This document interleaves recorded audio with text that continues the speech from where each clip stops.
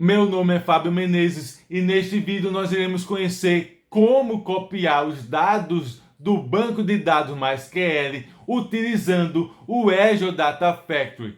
Espero que goste, não se esqueça de dar seu like e de se inscrever no nosso canal, caso ainda não tenha feito. Também utilize os comentários para tirar dúvidas comigo. Vamos lá!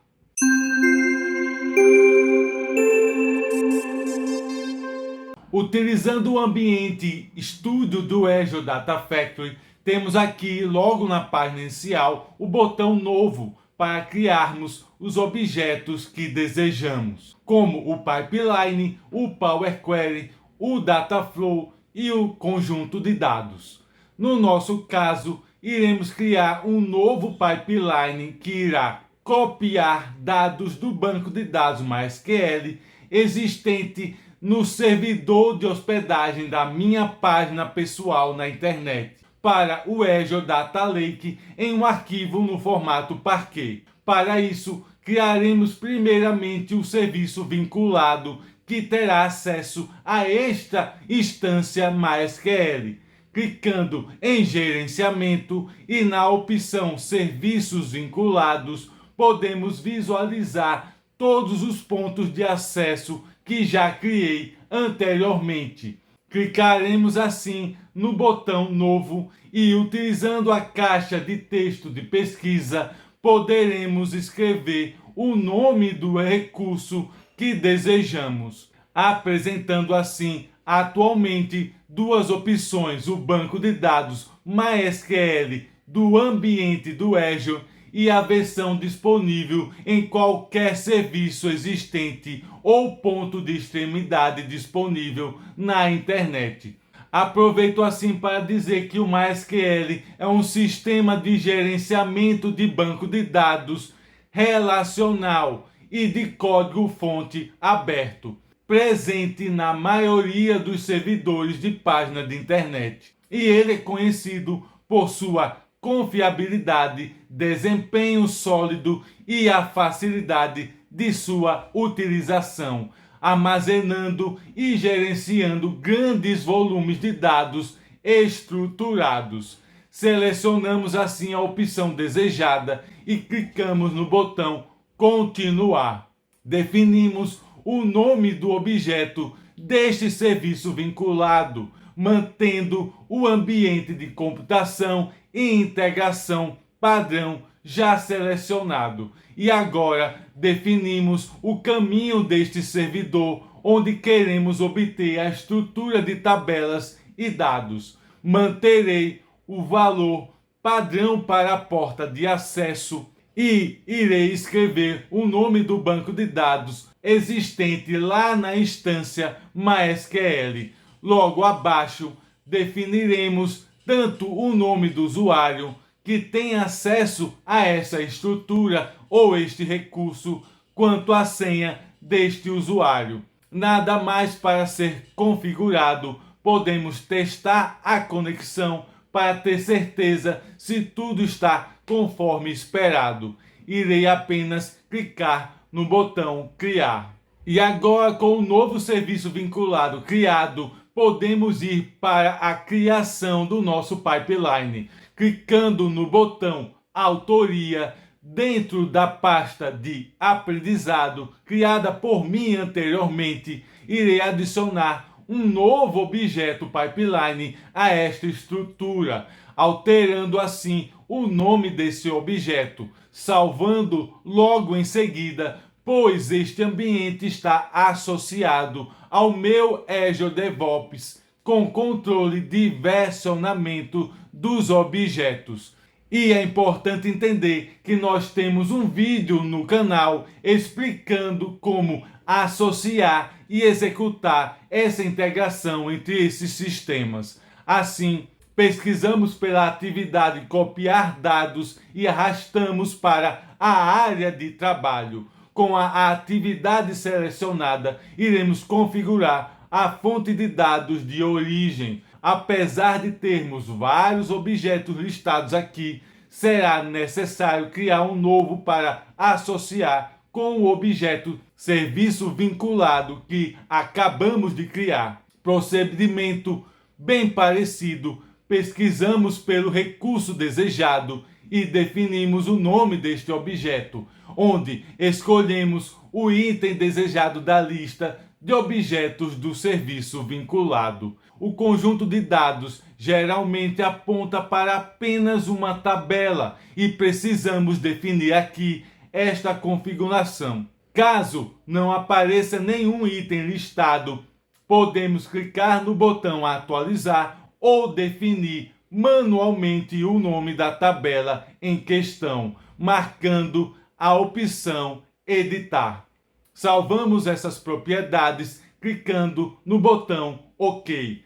Agora iremos configurar a fonte de dados de destino. Apesar de podermos aproveitar o conjunto de dados existente, iremos criar um novo.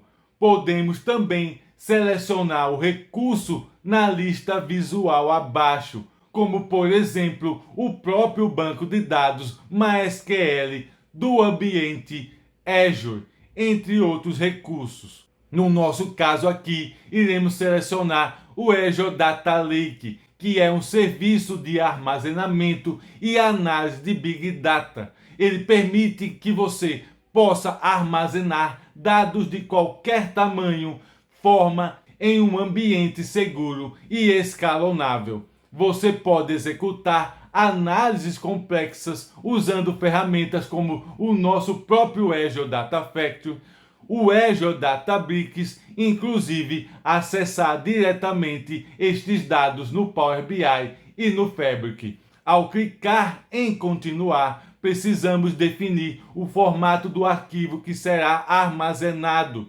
Iremos escolher o Parquet, que é um formato de armazenamento colunar de código aberto e otimizado para a leitura eficiente dos seus dados. Ele oferece compressão superior e é ideal para consultas analíticas, amplamente utilizado em um ecossistema de Big Data como o Hadoop e o próprio Spark. Selecionado assim o formato desejado, clicamos no botão Continuar. Definimos o nome do objeto e aproveitamos o serviço vinculado já existente disponível.